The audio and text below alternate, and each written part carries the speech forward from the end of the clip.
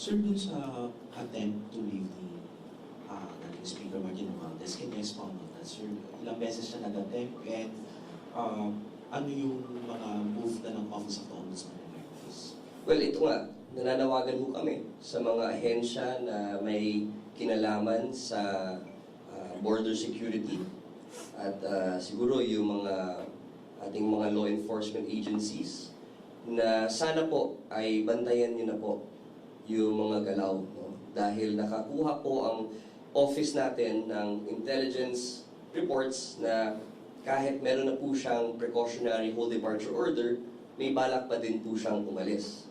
And sa amin po, dahil matagal na naming ini-investigate itong kaso na ito, matagal na naming gustong i-file to actually, although of course we had to let it go through the proper process, the right evidence gathering, at nandito na tayo sa punto na ito, sana po hindi masayang yung ating trabaho at ating effort dito.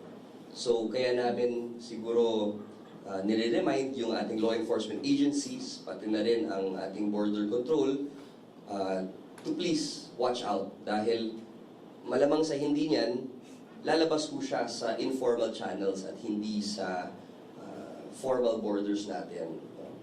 May PHDO na siya. Ibig po sabihin yan, hindi na po siya makakaalis gamit ang ating mga normal or formal borders. Airport, seaport. No? Pero itong intelligence ko natin, kailangan bantayin lahat. No? So we really hope no, na itong mga border control agencies, pati na po yung law enforcement agencies, could be on top of this. Sir, mahirap ba if in case man na makaalis si dating Speaker Martin Romualdez, ano na po yung mangyayari dun sa mga PI level na complaints sa kanya dito sa Ombudsman? Sa preliminary investigation stage po kasi, pag hindi po sumagot ang isang respondent, ibig po sabihin, parang niwe-waive na po niya. Actually, niwe-waive na po talaga niya yung kanyang karapatan para sumagot at maghain ng counter-affidavit na ang nilalaman ho niyan ang kanyang depensa. No? So, we will have to resolve the case on the basis na lang po dun sa allegations sa complaint. So, wala na po siyang chance to defend himself in this forum.